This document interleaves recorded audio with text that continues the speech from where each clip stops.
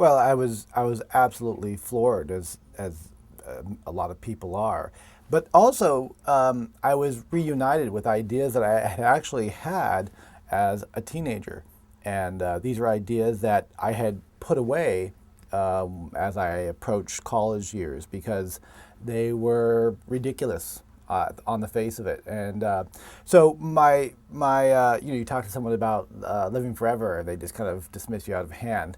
Um, when I came into contact with the Singularity Is Near, I felt like I was reunited with my long lost brethren or something. So I had that feeling. It was very emotional because I saw in a moment that these ridiculous ideas I had as a youth were actually possible, and not only that, but Ray was actually clearly articulating how they would become possible.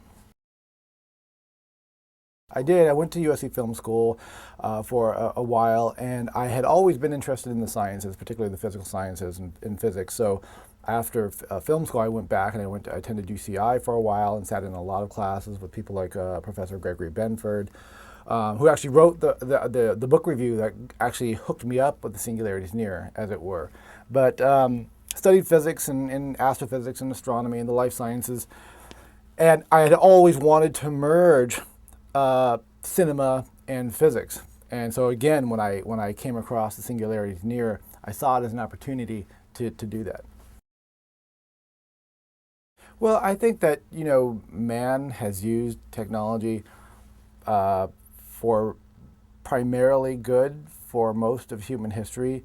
In fact, for the lion's share of human history, and the majority of people do use technology for good, and you see that everywhere you go. Now, events like a 9/11 or such do get all of a sudden a lot of press for obvious reasons. But every day, people are using technology for good. I mean, look at this conversation we're having right now using technology. And so, obviously, we should be concerned about the peril and the consequence of these technologies, because if they're misunderstood, they could fall into the wrong hands. And that's one of the things that Ray talks about, and we do discuss in Transcendent Man. I've talked to Ray about that. I don't think, Ray had a father that died at 58. And he's 60. He had a grandfather that died at 41. My grandparents have lived to a ripe old age, and my parents are aging quite well. So I don't have maybe some of the same needs that Ray has. I'm now 40 years old, and I seem to be in pretty good health. So I'm hoping I'm going to be able to cruise into the singularity unaided, and we'll see if that is the case. Would certainly use whatever technology is available if I need to. That's for sure.